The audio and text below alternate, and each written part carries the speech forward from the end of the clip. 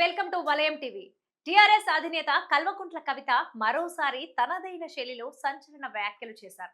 ఇడుపు కాగితం అనే cinema title పై జరుగుతున్న ప్రచారాన్ని ప్రస్తావిస్తూ ఆ పదానికి అసలైన అర్థం తెలియాలంటే ఆంధ్రప్రదేశ్ డిప్యూటీ సీఎం పవన్ కళ్యాణ్ ను అడగాలని ఆమె వ్యంగ్యాస్త్రాలు సంధించారు. ఉప్పల్లో తన పార్టీ జెండాను ఆవిష్కరించిన సందర్భంగా ఆమె ఈ వ్యాఖ్యలు చేయటం రాజకీయంగా, సామాజికంగా పెద్ద చర్చకు దారితీసింది. ప్రియదర్శి, నాగదుర్గ ప్రధాన ప్రాంతాల్లో తెలంగాణ నేపథ్యంలో తెరకెక్కుతున్న ఇడుపు కాగితం సినిమా టైటిల్ పై సోషల్ మీడియాలో కొద్ది రోజులుగా తీవ్ర దుమారం రేపుతోంది. ముఖ్యంగా కొందరు ఆంధ్ర నెటిజన్లు తెలంగాణ యాసను, ఈ పదాన్ని కించపరిచేలా ట్రోల్ చేస్తుండటం వివాదానికి కారణమైంది.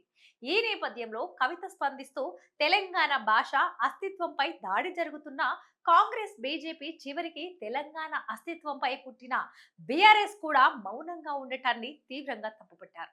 రాష్ట్రంలో మరోసారి ఉద్యమ కాలం నాటి పరిస్థితులు కనిపిస్తున్నాయని, అప్పట్లో తెలంగాణను, ఇక్కడి భాషను ఎలా అయితే అవాకులు చెవాకులు పేలారో ఇప్పుడు మళ్ళీ అదే తరహా ప్రయత్నాలు జరుగుతున్నాయని కవిత ఆందోళన వ్యక్తం చేశారు.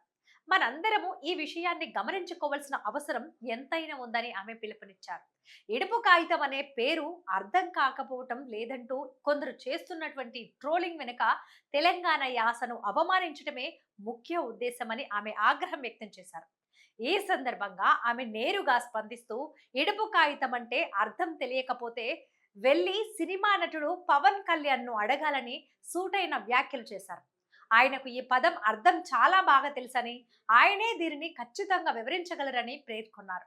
తెలంగాణ భాషను, యాసను అవహేళన చేసినందుకే తాము నాడు ప్రత్యేక రాష్ట్రాన్ని సాధించుకున్నామని, ఇంకోసారి ఇటువంటి వెలికి ప్రయత్నాలు చేయవద్దని ఆమె హెచ్చరించారు. ఒకరి భాషను ఒకరం, ఒకరి సంస్కృతిని మరొకరం గౌరవించుకుంటూ అందరం కలిసే ఉందామని, కానీ తెలంగాణను అవమానిస్తాం, ఇక్కడి భాషను కించపరుస్తామంటే మాత్రం చూస్తూ ఊరుకునే ప్రసక్తే లేదని స్పష్టం చేశారు.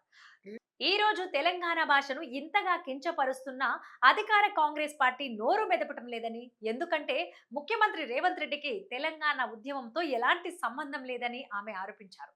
ఇక దేశంలోని సమస్యలు తప్ప తెలంగాణ గురించి బీజేపీకి అస్సలు పట్టదని, అదే సమయంలో బీఆర్ఎస్ పార్టీ కూడా దీనిపై మాట్లాడటం లేదని విమర్శించారు. బీఆర్ఎస్ పార్టీలో ఓ గుంటనక్క ఉందని, ఆయన వ్యాపారాలన్నీ ఇప్పటికీ ఆంధ్ర ప్రాంతానికి చెందిన వారితోనే ముడిపడి ఉన్నందువల్లే ఆ పార్టీ మౌనంగా ఉంటుందంటూ కవిత తీవ్రమైన ఆరోపణలు చేశారు. ఇవి ఇవాల్టి అప్డేట్స్. మరిన్ని అప్డేట్స్ కోసం వలయం టీవీని సబ్స్క్రైబ్ చేసుకోండి.